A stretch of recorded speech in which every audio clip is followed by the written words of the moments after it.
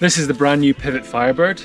The brief for this bike from Pivot's Enduro team was essentially don't mess it up. So it's more about an evolution of the concept rather than a complete redesign. What you do have is some tweaked geometry, some slightly revised suspension kinematics, and a few neat features designed to make it more adjustable and maybe more versatile. So most obviously you've got snack storage in the down tube, quite a big space for that. You've got an 8mm of chainstay adjustment at the flip chip at the rear.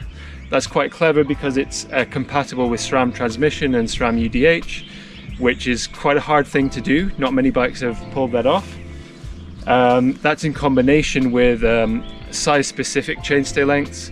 So they only change by around 2 or 3mm per size, but that gives you 7mm spread from a small to an extra large, plus 8mm of adjustability on every size.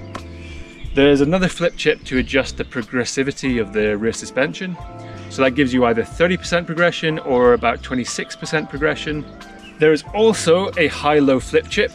So Pivot are selling this as a 29 or mullet compatible bike, but the flip chip only gives you about 5mm of BB height adjustment, which is not enough to compensate for the roughly 19mm of difference in wheel radius between a 27.5 and a 29-inch wheel.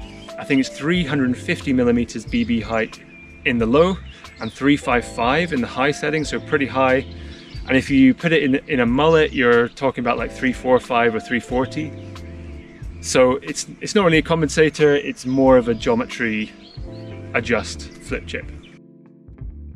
With 165mm of rear wheel travel and a 170mm fork, the Firebird is clearly designed to excel as an enduro race bike. And while it can certainly handle itself on rough terrain, what impressed me most was how responsive the bike was on mellower terrain and how well the DW4 suspension linkage pedaled. So whether you're sprinting or climbing, there's very little pedal bob and the suspension stays on top of its travel extremely well for a bike of this travel category. I found the effective seat angle to be a little bit slack, especially on the steepest climbs, but shorter riders should find this no issue at all. And either way, the suspension efficiency is very good. When it comes to mellower terrain with supported berms and kind of bike park style riding, it feels like the suspension delivers a lot of support. It's very measured with its travel and it doesn't wallow or squat. And that makes the bike, perhaps helped by the stiff frame and stiff rear wheel, makes the bike feel more responsive when you're kind of pumping through corners. When it comes to rougher terrain, the suspension may not be the most comfortable or cosseting, especially compared to some of the high pivot bikes, but it still feels like there's a lot of travel there. The suspension feels quite deep, and when you do hit something really hard, the shock has quite a soft catch to the bottom out bumper. So it feels like you can get away with a lot and it feels like the suspension has got your back when things get really hectic. It's just not the most sort of comfortable sort of iron everything out kind of feel. It's more of a sporty rather than a squishy suspension feel. The geometry is also quite well balanced. At 63.8 degrees, the head angle is not the slackest, and at just over 1300mm for the XL, the wheelbase is not super stretched out either.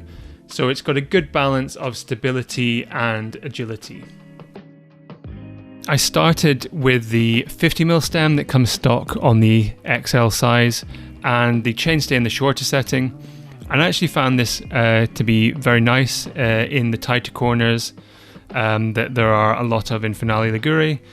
I then changed to the longer chainstay setting, and I think the difference with an 8mm chainstay extension is quite subtle, but it maybe helps a little bit in terms of confidence when you're going through sort of loose or off-camber corners.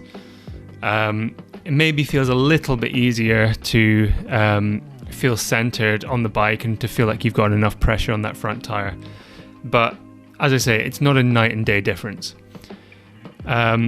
I also tried the high setting as well as the low setting, and again, both are very usable.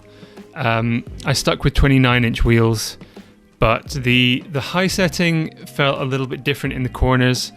like you have to work a bit harder to lean the bike over, but it's something you can get used to very, very quickly. But whatever setting you have it in, it feels like a very sort of well-balanced bike. It feels at home on the rough and the steep terrain, as it should, but it also feels quite responsive in flatter terrain and very efficient when you're pedaling. So I think it's quite a versatile bike, something that you could take to your enduro races or bike park laps, but would still be an appropriate tool for mellower trail rides, or if you're going to do a lot of pedaling. But yeah, I think that does it. I think those are the main features. Pricing starts at $6,500 US, so it's an expensive bike. This bike as it stands is $8,000. For full details on spec, pricing, geometry, etc., there are so many different spec options. Head to the article. But for now, I think that should do it. So thanks for watching. I'll see you in the next one.